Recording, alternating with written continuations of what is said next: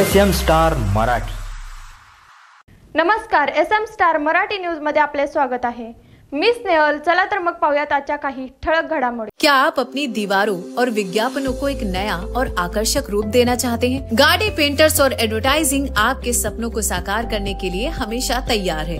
हम सिर्फ पेंटिंग नहीं करते बल्कि कला और गुणवत्ता की गारंटी देते हैं। महाराष्ट्र के कई प्रतिष्ठित प्रोजेक्ट्स पर काम करके हमने अपनी पहचान बनाई है। हमारे प्रमुख प्रोजेक्ट्स हैं विटा नगर परिषद लगातार 2 साल, सांगली मिरज कुपवाड़ महानगर पालिका लगातार 2 साल, बारामती नगर परिषद लगातार 3 साल, अक्कलकोट लगातार 2 साल, बार्शी लगातार 2 साल, जेजुरी शिरूर लगातार 2 साल, साथ ही मेंदारगी, चाकूर और पंढरपुर जैसे कई अन्य स्थानों पर हमने अपने काम से लोगों का दिल जीता है। हम भारत के 2020 स्वच्छ भारत अभियान के अपनी कैटेगरी में पहले विजेता हैं। हम खुद के डिजाइन व क्रिएशन में विश्वास रखते हैं।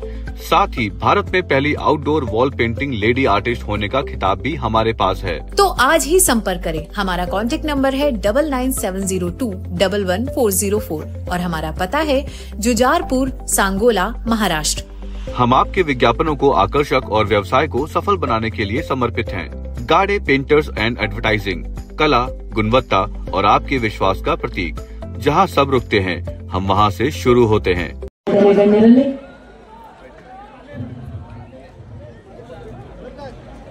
ನಾಯಕತ್ವ ಅನ್ನೋದು ಕೇವಲ ಒಂದು ಸ್ಥಾನ ಅಲ್ಲ, ಅದು ಒಂದು ಕ್ರಿಯೆ ಆಗಿರ್ತದೆ।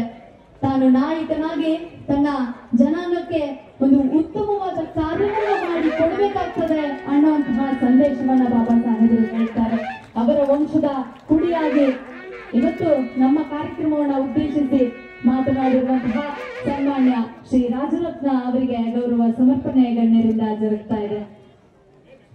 विश्व वंदनीय तथागत सम्यक संबुद्ध विश्वरत्न बोधिसत्व डॉक्टर बाबा साहब अम्बेडकर, छत्रपति शिवाजी महाराज, छत्रपति शाहू महाराज, महात्मा ज्योतिबा फुले, महात्मा बसवेश्वर, माता रमाई, माता भीमाई, माता जिजाऊ, माता सावित्री माई और जिन जिन महापुरुषों ने, महानायिकाओं ने हमारे हक और अधिकार की लड़ाई लड़ी, उन सभी महापुरुषों को, महानायिकाओं को त्रिवार नमन करता हूं, वंदन करता हूं। मंच पर उपस्थित वंदनीय भिक्खु संघ, मंच पर उपस्थित सभी मान्यवर, ऑर्गेनाइजिंग कमेटी के सभी सदस्यगण, मल्लिकार्जुन राशिंगे जी, मेरे बुद्धिस्ट सोसाइटी ऑफ इंडिया के सभी साथी और यहाँ पर उपस्थित सभी मेरे भाइयों को, बहनों को और माताओं को राजरत्न अम्बेडकर का जय भीम। आप लोगों को मेरी हिंदी समझ में आएगी? हिंदी, मराठी या इंग्लिश, ये तीन ही लैंग्वेज बोल सकता हूं। क्या बोलना है? मराठी, हिंदी, हिंदी। ओके।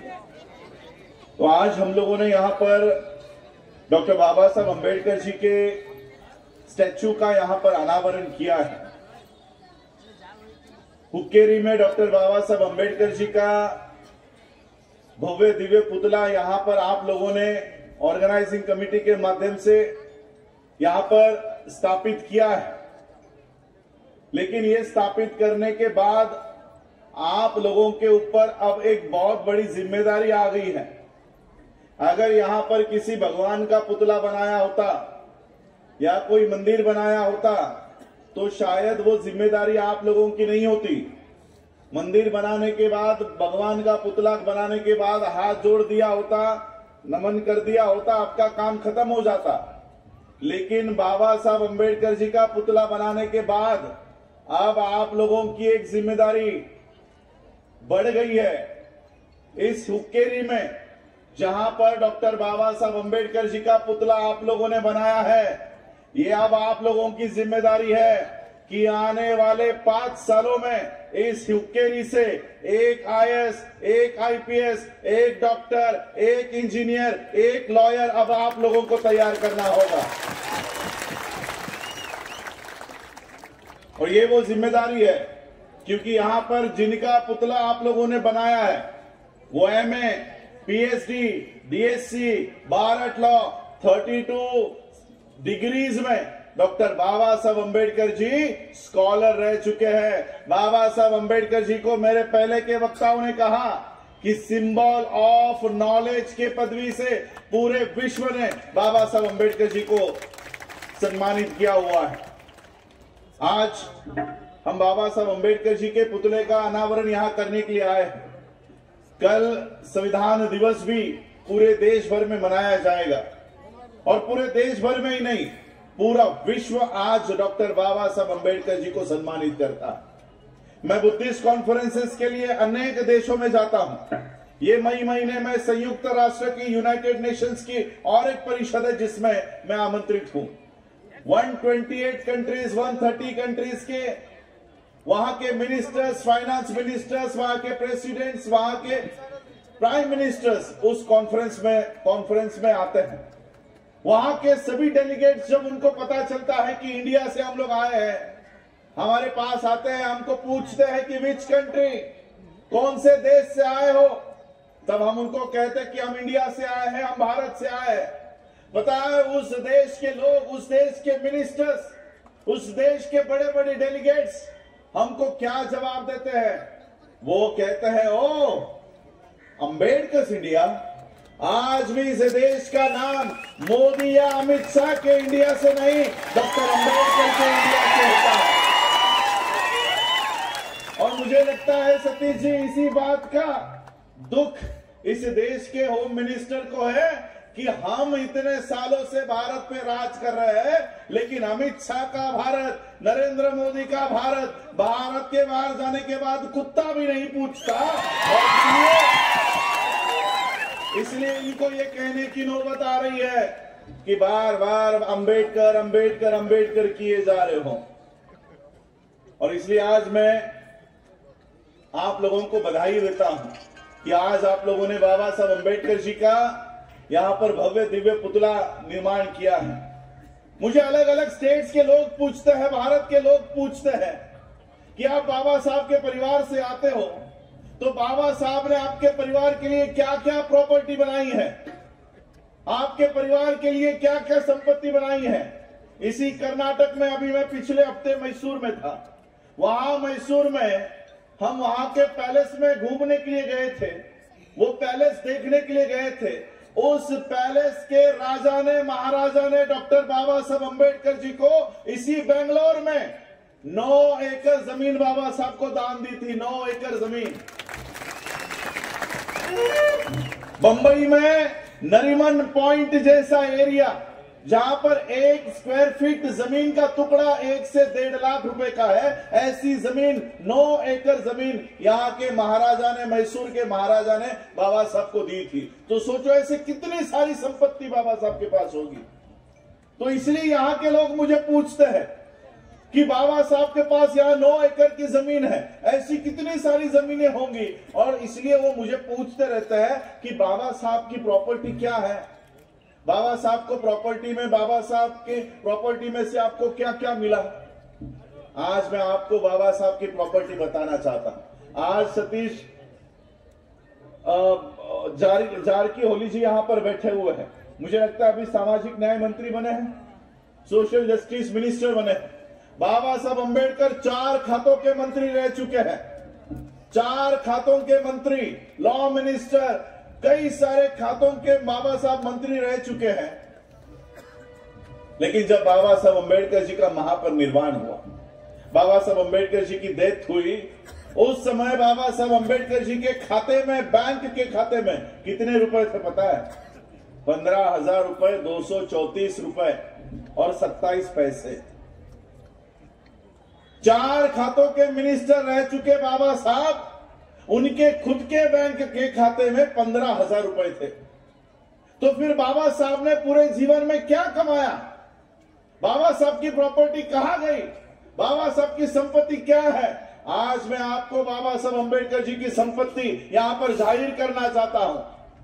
4 खातों के मंत्री रह चुके बाबा साहब, उनके खुद के खाते में 15,000 रुपए थे। लेकिन आज आप लोगों में इस मंच पे जो doctor, IAS, IPS, engineer, social justice minister जो बने हैं, ये है बाबा साहब की असली प्रॉपर्टी, ये है बाबा साहब की असली संपत्ति। ये कमाया बाबा साहब अंबेडकर जी ने। और इसलिए आज संविधान दिवस के पूर्व संध्या पर हम लोग यहाँ पर इकट्ठा हुए हैं। 75 साल पूरे हो गए इस देश के संविधान को लागू हुए। मुझे बताओ, क्या 26 जनवरी 1950 से ही हम लोग डॉक्टर अपॉइंट होना शुरू हो गए थे? क्या हम लोग प्रोफेसर बनना शुरू हो गए? क्या हम लोग इंजीनियर बनना शुरू हो गए? क्या यानी हमारे लिए रिजर्वेशन ये कोई 75 साल का उपक्रम नहीं है। एजुकेशन हमें 75 साल से नहीं मिल रहा। 26 जनवरी 1950 को संविधान लागू होने के बाद जब हमें समझ में आया और जब पहली पीढ़ी पास आउट हुई होगी, कम से कम 10-20 साल तो गए होंगे। यानी हमारे लिए यह संविधान सिर्फ 60 सालों का है। आज केवल पहली जनरेशन ये सर्विसेज से बाहर रिटायर हो रही है और दूसरी जनरेशन अब उस सीट पर जाने वाली ही थी। उतने में निर्मला सीतारमण नाम की फाइनेंस मिनिस्टर संसद में खड़े होकर कहती है कि हम भारत के सभी पब्लिक सेक्टर बेचने वाले हैं। पब्लिक सेक्टर मतलब क्या? जहां पर आप लोग रिजर्वेशन लेकर नौकरियां लेते हो, वो सारे हम बेचने वाले हैं। ऐसा निर्मला सीतारमण ने संसद में खड़े होकर स्पीच दिया है। यानी अब हम अपनी नौकरी लेने के लिए वहां जाने ही वाले हैं, उतने में हमारी नौकरियां बेच दी है। इन्हें संविधान से इतना खतरा क्यों है? इन्हें संविधान से इतना डर क्यों लगता है? मैं आज आपको इसकी असली वजह बताना चाहता हूं। इसकी असली वजह बाबा साहब अंबेडकर जी के उस बयान में है। 26 नवंबर 1949 को भारत को संविधान देने के बाद बाबा साहब अपने दिल्ली के घर पर गए। अपने आराम कुर्सी पर वो बैठे और बैठने के बाद अपनी आंखें बंद कर ली। आंखें बंद करने के बाद बाबा साहब अपने पुराने ख्यालों में खो गए और उन पुराने ख्यालों में याद करते करते रोने लग गए। बाबा साहब के आंखों से आंसू आ रहे थे। बगल में बाबा साहब अंबेडकर जी के सेक्रेटरी खड़े थे, नानक चंद रत्तू। रत्तू ने देखा कि बाबा साहब रो रहे हैं। अब नानक चंद रत्तू की हिम्मत नहीं हो रही थी कि बाबा साहब को उठाऊं और पूछूं कि बाबा साहब आप क्यों रो रहे हो। नानक चंद रत्तू बाबा साहब अंबेडकर जी के पैरों के पास बैठे और पैर दबाते दबाते बाबा साहब से पूछा, बाबा साहब अभी आप भारत को एक अच्छा संविधान देकर आए हो, एक अच्छी व्यवस्था देकर आए हो, फिर क्यों रो रहे हो? क्या दुख है आपको? बाबा साहब ने आंखें खोली। आंखें खोलकर रत्तू से कहा कि रत्तू, मुझे मेरा बेटा याद आ गया। मेरा बेटा राजरतन, मेरा जो नाम है ये बाबा साहब के उस बेटे के याद पर मेरे पिताजी ने रखा। ये 2.5 साल का बच्चा, इसे डबल निमोनिया हो गया था और उस समय बाबा साहब अंबेडकर जी की आर्थिक परिस्थिति कोई अच्छी नहीं थी। ये डबल निमोनिया से ये बच्चा जूझ रहा है, लेकिन बाबा साहब के पास उसके इलाज के लिए पैसे नहीं थे। अब बाबा साहब कितने दिन उस बच्चे के पास बैठे रहे, इसलिए बाबा साहब भी अपने कोर्ट के, हाई कोर्ट के काम के लिए जाना शुरू कर दिए। ऐसे ही एक दिन जब बाबा साहब हाई कोर्ट में गए, माता रमाई ने देखा कि राजरतन का जो बुखार है ये बढ़ते जा रहा है। माता रमाई ने बाबा साहब अंबेडकर जी के कार्यकर्ता को बुलाया और कहा कि बाबा साहब जहां कहीं पर भी हो, उन्हें तुरंत घर लेकर आओ। ये कार्यकर्ता हाईकोर्ट में पहुंचा। हाईकोर्ट में आने के बाद बाबा साहब से कहा कि बाबा साहब आपको तुरंत घर बुलाया है। बाबा साहब को पता चल गया कि मैं बुखार से तपता हुआ मेरा बच्चा घर पर छोड़कर आया हूं, जरूर उसके साथ कुछ बुरा हुआ होगा। बाबा साहब ने सभी काम छोड़े, उस हाईकोर्ट के दरवाजे से तांगा किया और बाबा साहब जिस चाल में रहा करते थे उस चाल के दरवाजे पर आकर ये तांगा रुका। बाबा साहब दौड़ते दौड़ते अपने 10 बाय 10 के मकान में गए। उस राजरतन को अपने बाहों में उठाया और बाहों में उठाकर उससे प्यार करने लगे, बात करने लगे, बात करते करते बाबा साहब को पता चल गया कि बच्चा तो कब का मर चुका है, बच्चा कब का चला गया। बाबा साहब उस समय फूट फूट कर रोए। बाबा साहब के कार्यकर्ताओं ने बाबा साहब को शांत किया और बाबा साहब को कहा कि अभी बच्चे का जो अंतिम अधिकार होता है कि बाप के पैसे से, पिता के पैसे से अंतिम वस्त्र उस बच्चे को पहनाया जाता है, वो लाने के लिए पैसे दीजिए। ये शब्द जैसे ही बाबा साहब के कानों पर पड़े, शांत हुए बाबा साहब फिर से फुट फुट कर रोने लगे। बगल में माता रमाई खड़ी थी। माता रमाई को पता चला कि बाबा साहब के जेब में राज रतन के शव पर, उसके बॉडी पर अंतिम वस्त्र लाने के भी पैसे नहीं है। माता रमाई ने बदन पर की साड़ी फाड़ी और उस बच्चे का जो अधिकार था कि माता पिता के पैसों से अंतिम वस्त्र मिलना चाहिए, वो अंतिम वस्त्र माता रमाई ने साड़ी फाड़कर उस राजरत्न के शरीर पर डाली।